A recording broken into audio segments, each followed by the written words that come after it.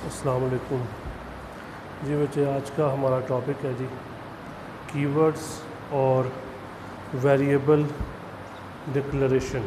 ठीक है, कीवर्ड से क्या मुराद है और साथ में वेरिएबल डिक्लेरेशन से क्या मुराद है, ये हमने आज पढ़ना है। तो कीवर्ड मखसूस अल्फाज होते हैं जिनका सी लैंग्वेज में मखसूस मतलब होता है, हम उसे कीवर्ड्स कहते हैं। ठीक है जी, कीवर्ड को आपने रिज़र्व वर्ड भी कहना है, ठीक है, कह सकते हैं कीवर्ड, या फिर क्या कहते हैं इसको, रिज़र्व वर्ड। ठीक है, ऐसे अल्फाज जिनका लैंग्वेज में मखसूस मतलब और मकसद होता है, हम उसे कीवर्ड या रिज़र्व वर्ड कहते हैं। ठीक है, इनका जो मकसद होगा वो डेवलपर ने डिफ़ाइन करना होता है। ठीक है, purpose define by the developer, यानी वो अल्फाज उनका मकसद जो होगा वो जब लैंग्वेज बनाई गई थी ना, उस वक्त उन्होंने डिफ़ाइन कर दिया होगा। ठीक है, हम उसको क्या कहते हैं जी, ठीक है, यानी कि मतलब हमने उसको ना डिफ़ाइन करना है ना दोबारा से उसको चेंज करना है। ठीक है, जिस मकसद के लिए उन अल्फाज को इस्तेमाल किया गया होगा उसी मकसद के लिए वो नेक्स्ट आगे इस्तेमाल होंगे, उसमें कोई चेंजेस नहीं आएंगे। ठीक है, इसको हम कीवर्ड या रिज़र्व वर्ड कहते हैं। ठीक है, इनको हम अगर हम दोबारा से रीडिफ़ाइन कर देते हैं, फॉर एग्ज़ाम्पल, ठीक है, यानी मैं उसको रीडिफ़ाइन कर देता हूँ, जब मैं उसको चेंज कर देता हूँ उन लफ्ज़ों का मकसद ख़त्म हो जाएगा, उन लफ्ज़ों को हम दोबारा इस्तेमाल नहीं कर सकेंगे। यानी मतलब क्या हुआ कि ना तो हम उन अल्फाज को दोबारा से डिफ़ाइन कर सकते हैं और ना चेंज कर सकते हैं। ठीक है, यानी ये दोनों काम जो है वो हम नहीं कर सकते। ठीक है, जो कीवर्ड्स हैं वो ठीक है लोअर केस में लिखे जाते हैं। लोअर केस अपर केस क्या होता है, मैंने पहले भी बताया हुआ है। तो लोअर केस होता है जो हमारे पास स्मॉल ठीक है वर्ड्स होते हैं ABC के, उनको कहा जाता है, और अपर केस जो हमारे पास कैपिटल वर्ड्स होते हैं, ठीक है, उसे कहा जाता है। इनकी तादाद जो है वो 32 है, यानी टोटल उसने 32 लफ्ज़ को कीवर्ड बनाया है, यानी उनका मकसद उसने पहले से बता दिया गया है। ठीक है, यानी वो कहता है use for same purpose for which it is defined, उसी मकसद के लिए आपने इनको इस्तेमाल करना है जिसके लिए डिफ़ाइन किए गए हैं। ऐसा नहीं हो सकता कि आप उसे अपनी मर्ज़ी से, ठीक है, इस्तेमाल कर लें। तो मसलन बहुत सारे लफ्ज़ हैं यहाँ पे जो आपने देखे होंगे, do, while, float, int, long, ठीक है, केस, कांस्टेंट, कंटिन्यू, डिफ़ॉल्ट। ठीक है, ये सारे कीवर्ड्स हैं।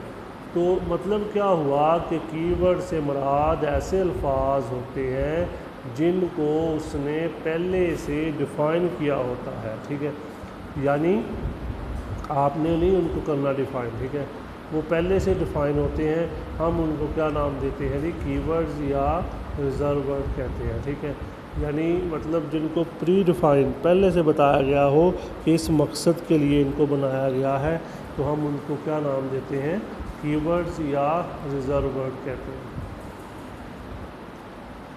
इसको ना तो हम दोबारा से रीडिफ़ाइन करेंगे ना चेंज करेंगे, ये चीज़ आपने अहम है, ये याद रखनी है आपने।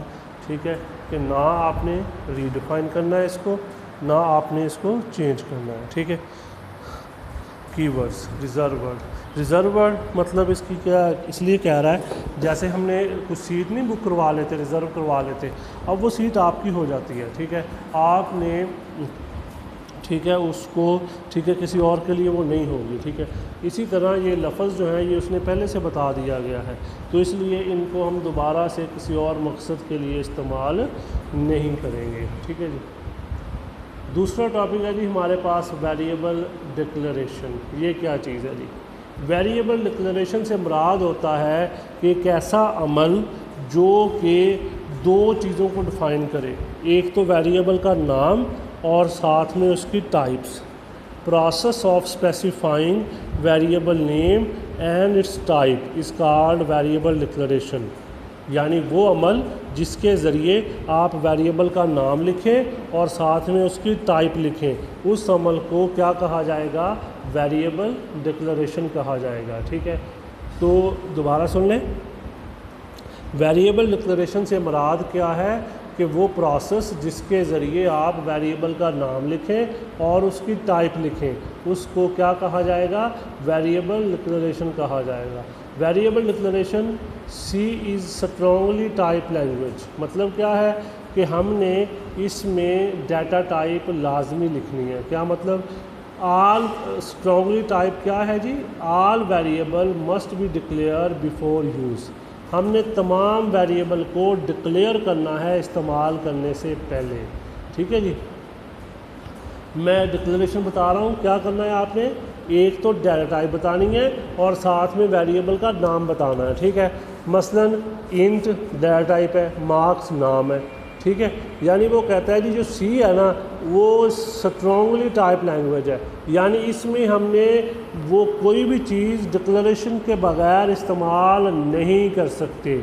आल variable must be declared before use, इस अमल को क्या कहा जाएगा? C is strongly type language. ठीक है, यानी मसलन हमने जो भी वेरिएबल इस्तेमाल करना है उसको हमने पहले डिक्लेयर करना है, और वेरिएबल डिक्लेरेशन प्रोग्राम में कहीं भी की जा सकती है। ठीक है, तो इस्तेमाल करने से पहले आपने डिक्लेयर करना है, कहीं भी कर लें। ठीक है, वेरिएबल डिक्लेरेशन का मकसद ये होता है कि आपने कंपाइलर को बताना है वेरिएबल के बारे में। ठीक है, जब आप वेरिएबल डिक्लेयर करते हैं तो कंपाइलर को पता चलता है कि उसने कितनी जगह देनी है इस वेरिएबल को। ठीक है, यानी ये जो डिक्लेरेशन होती है ये डिटरमिन करती है कि वो कितनी मेमोरी लेगा। ठीक है, variable declaration determine how much memory needed for each variable, कि उसके लिए कितनी जगह चाहिए ये कंपाइलर को बताना होता है। मसलन अगर हम इंट इस्तेमाल करें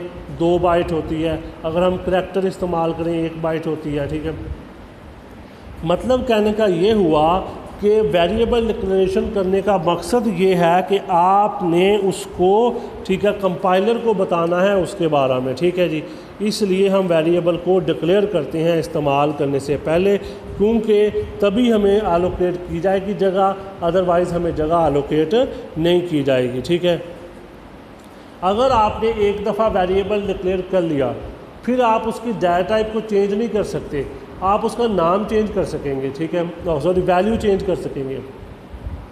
दोबारा सुन लें, अगर आपने वेरिएबल डिक्लेयर कर लिया, ठीक है, तो आप उसको, ठीक है, चेंज नहीं कर सकते उसकी डाटा टाइप, लेकिन उसकी वैल्यू जो है वो चेंज कर सकते हैं। ठीक है, यानी वेरिएबल डिक्लेरेशन के अमल में जब आपने वेरिएबल डिक्लेयर कर लिया तो ड्यूरिंग एग्जीक्यूशन आप उसकी डाटा टाइप चेंज नहीं कर सकते। ठीक है, लेकिन उसकी वैल्यू चेंज कर सकते हैं। अब इसका सिंटैक्स है, कैसे लिखना है? सबसे पहले आना है डाटा टाइप, फिर आना है वेरिएबल नेम। डाटा टाइप से मुराद कि आपने किस किस्म का डाटा लेना है। अगर तो आपने जमा तफरीक करना, ठीक है, मतलब नंबर लेने हैं तो आपने इंट लेना है, अगर आपने इशारिया लेना है तो आपने फ्लोट लेना है। ठीक है, अगर आपने सिंगल करैक्टर लेना है तो आपने करैक्टर लेना है। ठीक है, डाटा टाइप यानी डाटा टाइप, उसके बाद वेरिएबल का नाम आ जाएगा जो आपने इस्तेमाल करना है। ठीक है, एग्जाम्पल है जी हमारे पास int marks, float average, character grade. ठीक है, ये सारे क्या हैं? इसमें इंट, फ्लोट, करैक्टर ये डाटा टाइप है, और जो मार्क्स, एवरेज और ग्रेड है ये वेरिएबल के नाम है। अब आप एक लाइन में एक से ज़्यादा वेरिएबल को डिक्लेयर कर सकते हैं। ठीक है, एक लाइन में एक से ज़्यादा वेरिएबल को डिक्लेयर किया जा सकता है। ठीक है जी, कैसे करेंगे? दरमियान में आपने कॉमा यूज़ करना है, मसलन इंट ABC। ठीक है, दरमियान में कॉमा, लेकिन वो एक जैसे होने चाहिए। ठीक है, यानी जिनकी डाटा टाइप एक जैसी है ना, आप उनको, ठीक है, इकट्ठे डिक्लेयर कर सकते हैं, मसलन इंट A,B,C इस तरह। ठीक है, लास्ट पे सेमीकोलन। सेमीकोलन का इस्तेमाल लाजमी है, अगर आप नहीं करोगे तो फिर सिंटैक्स एरर, ठीक है, अकर हो जाएगी। ठीक है जी, ये हमारा आज का लेक्चर था, आपने अच्छे तरीके से इसको कर लेना है। किसी भी किस्म का कोई प्रॉब्लम हो तो वो आप कंसल्ट कर सकते हैं। ठीक है। कीवर्ड्स और वेरिएबल डिक्लेरेशन।